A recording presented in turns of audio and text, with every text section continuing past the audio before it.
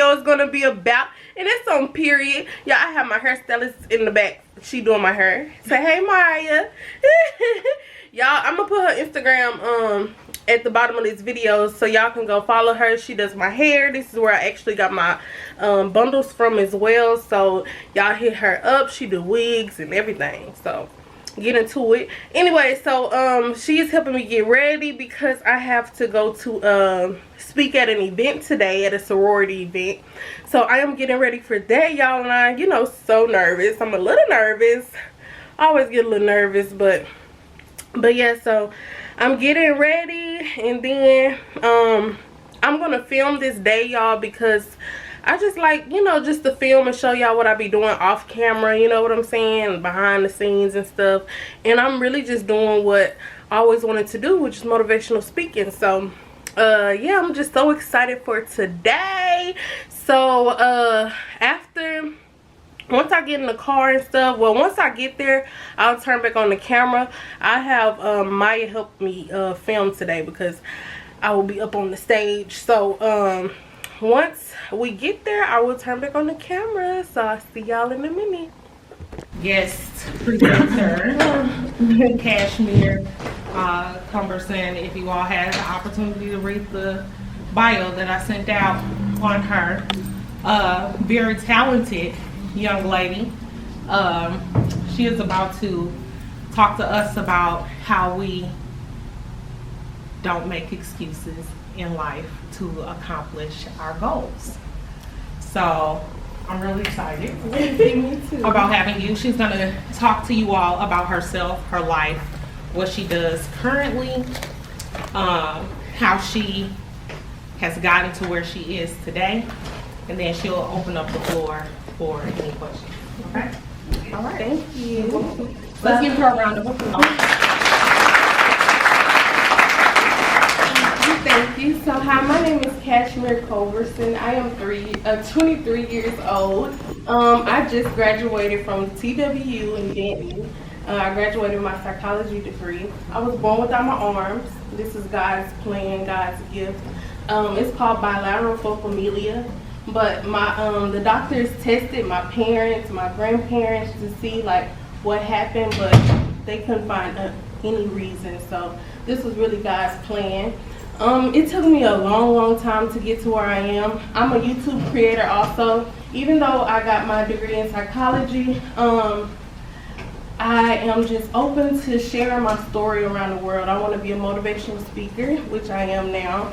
And I'm a YouTube creator, so I just show people how I drive with my feet. I do my makeup. I did my makeup today. I have my license. I do literally everything. So I just like want to go around the world and tell people my story. And there's no excuses, because if I can do it, everyone and anyone can do it. So I do want y'all to, like, you know, open up and ask me questions, like anything you want to ask.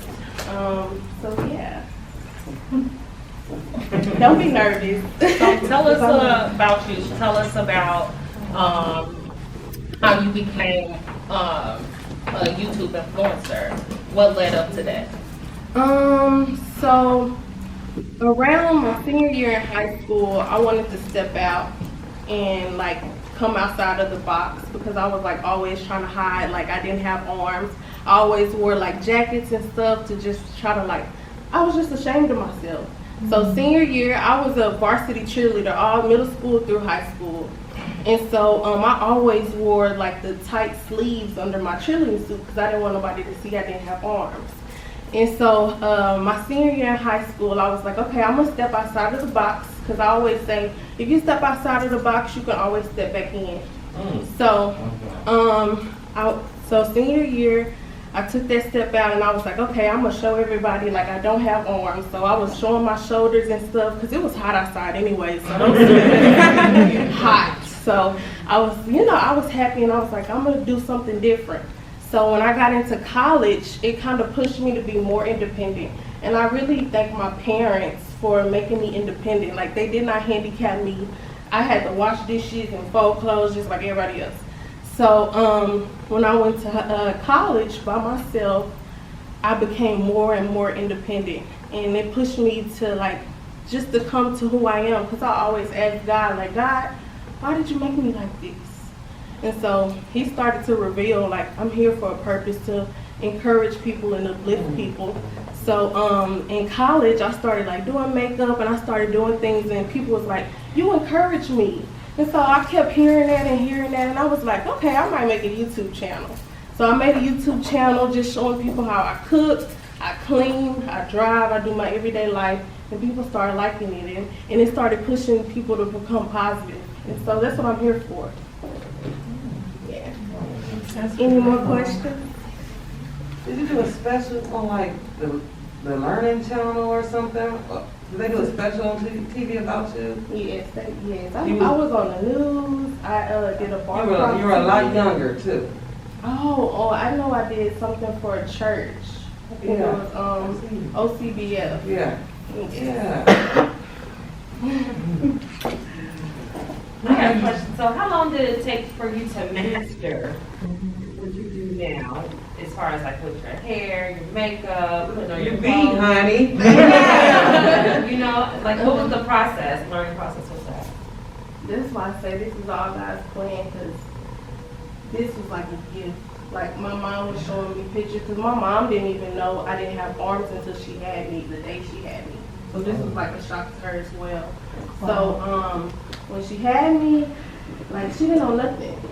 So she even had pictures of me like holding a bottle with my feet up to my mouth. Like it just came like as a natural. That's how it was God. So I didn't know how I was gonna do things though. Like I didn't know how I was gonna drive until like it was that time, you know, where it was like, okay, you gotta learn. So I guess like I don't know like how I'm gonna do things until it gets there, if that makes sense. God been making a way. Yeah, so because I'm like getting big and stuff, y'all, and I'm still flexing. Lord, yeah, so. What's your zodiac sign? A Leo. Absolutely. I just thought you was out there. Aries. I did. I'm with Leo. I'm a Leo. It makes sense too. Yeah. Leo's fine. How did you, I find Kashmiere to be very extremely interesting individual. Because, when you meet her, she's just like everybody else, right? Just like everybody else. And she was just like, hey, how you doing? Da-da-da. Very, very welcoming type of individual. Now here it is, and what really struck me about her is how, just like she said, I don't know how I do it until I get there and I have to do it. But she does it. She doesn't get to that point and say, I ain't gonna be able to do that. You understand? Like, can you imagine driving with your feet?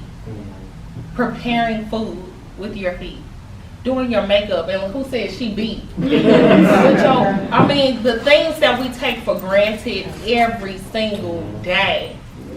Just simple things. Me picking up this ink pen and putting it right here. Simple things that we take for granted every single day.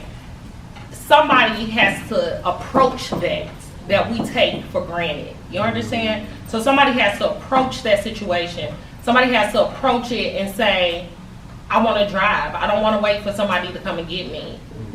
So I'm here at this junction. What am I going to do?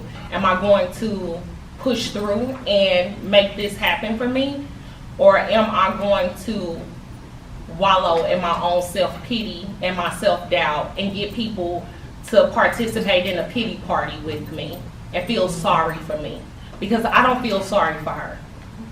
I don't feel sorry for her. And on any level, I don't feel sorry for this woman, because she's accomplished more in 20 some odd years of her life than a lot of people have accomplished over a lifetime. You think about the people, I know people myself, I have friends who have mothers who don't drive, who've never driven, and they have 2 arms, but they're afraid of traffic. You understand? Think about the things those debilitating thoughts that keep you from pursuing or accomplishing something. You understand? Just like people who we have all these different superstitions or things that just in general keep us from doing something that we may desire to do, but we don't have enough confidence in ourselves to do it. Now, what if you were living your life every day where you didn't have the option to make that choice? The only option you had was to do it. Right. That's the difference between her and everybody else. Because whereas you get up every day and you don't have to even think twice about picking something up, going to the bathroom, washing your face, brushing your teeth, little nuances that we do every single day. You don't even have to think about it. You understand? And she's created a life for herself where she doesn't have to think about it. Mm-hmm. And we have things that aren't physically debilitating, right? We have things, we battle our own thoughts on a regular basis that keep us from accomplishing things, just a thought. So if we can just push past the negative thoughts in our own minds in order to get to a place where we're not debilitating ourselves. Just like she said, her family, her parents, they made her. I'm the parent who makes you when you don't want to. I'm the parent who says this is what has to be done. And regardless if you all individually see it in yourselves, when I place you in positions and when I tell you to do things, it's because I'm being the parent and you're my child who haven't developed those arms to do it yet. But I'm gonna push you in order to get it done so you can prove to your own self what you're capable of. Because I can look at you all day and say, you can do this. But until you're put into a position where you have to prove to yourself and everybody else that you're able to do it, then you will never break through to the next level in your life. So here it is, we have a young woman here who has had to be pushed in every single phase of her growth and development. And here she is standing, not even 30 years old, and she's a success story. Mm-hmm. She's an absolute success story. And if you don't look at her and say, I need to know where that strength, that determination, where that willpower, where that drive comes from, so I can implement it in my life in order to make me better. Because what did our first speaker say? 3 days, 3 weeks, 3 months. Right. This is an opportunity right now to make a change and to work on those 3 days. This right here. So if seeing her in front of you all and hearing her accomplishments don't motivate you to see where she gathered that from in order for you to break through for the next phase of your life, then we ain't in the same building, sharing the same atmosphere, for real. I know, right? For real. So that's where your focus needs to be. When people ask you to do something and you feel like it's out of your scope of things to do. When people are asking you, hey, I need you to create this, because this is a new organization, right? So everything is not created that is going to be in place. And it takes people who aren't afraid to push through and do something that hasn't been done to get those types of points across. Does that make sense? So think about those questions that y'all have for her so y'all can find it in yourselves to push through to what you need to do next. Yes. What got you to take the government degree? I always had the want to help people. And for some reason, like, people like come attract to me and they come to vent to me and they like, you know, my feedback and stuff, because I'm just a positive, genuine person in general. So at first I wanted to be a pediatrician like a long time ago.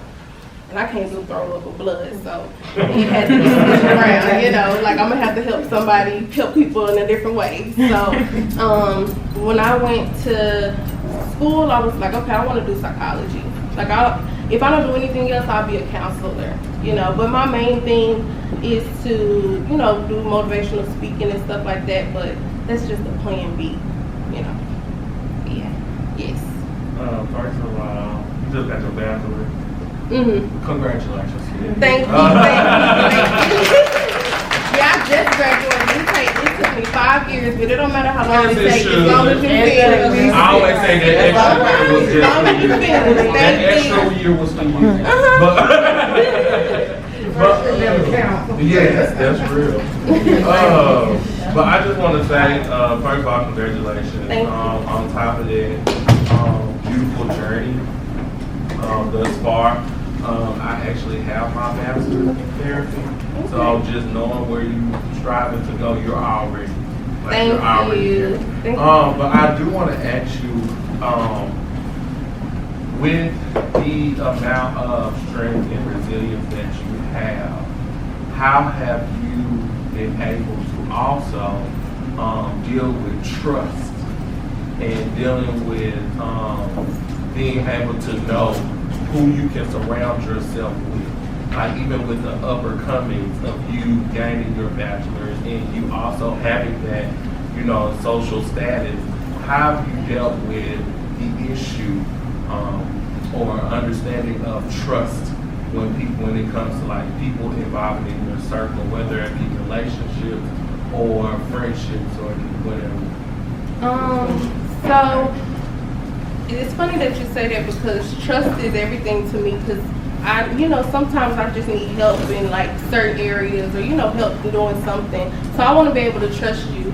But the older I get, my circle gets small because I can't surround myself with negativity. I have to surround myself with people that are doing something. Even if you're not doing social media, if you're doing something else, you have to be doing something. Like we have to be motivating each other. So I had a couple people in my life I was just like, oh, I can't trust you. You know what I'm saying? But once you show me like I can trust you, that's it. So because it's just like it's hard to trust people now, y'all. People crazy,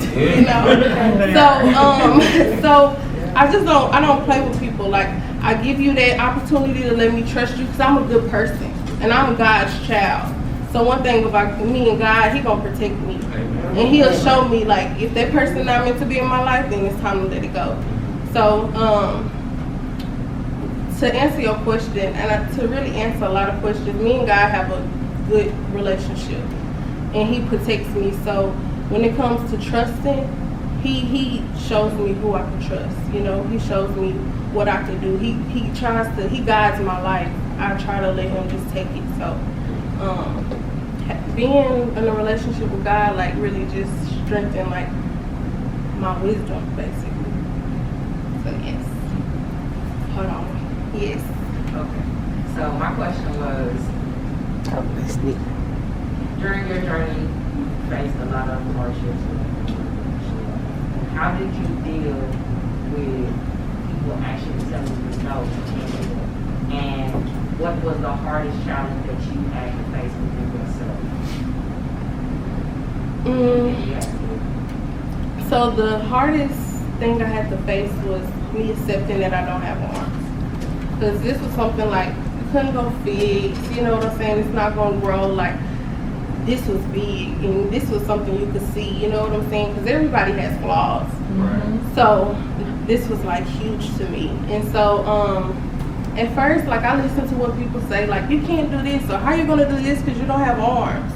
But I always had this drive in me to like, oh, I'm going to do this and I will do this, you know what I'm saying? So at a time I used to listen to people like tell me you can't do this or how you going to do this and you can't be this or you're not going to do this. And in high school, I was just like, that's it. I know who I am. Because once you grasp who you are, can't nobody tell you who you are, what they think you can't do. You know what I'm saying? So you have to grasp yourself first for you to be like, okay. Because people be like, girl, you gaining calories. You don't need to eat this. Don't worry about it, sweetheart. You know what I'm saying? Like, don't worry about it. Because even with this social media platform, even though I have a business in social media, I do not get on social media like that. The scrolling can be sometimes toxic. And people that you don't even know try to tell you who they think you are and stuff, and that's like crazy. So, and people are really malicious. When they see you out here doing good, like they really try to like break you down. So, I wouldn't get on YouTube at all if I didn't know who I was, because that would work. Yeah. Yeah. I just wanted to know, did you plan on having children? Like, do you think, you know, I just want to know how you feel about that. Do you feel like, oh, you have to have kids? Or Yeah. no, I wouldn't want to.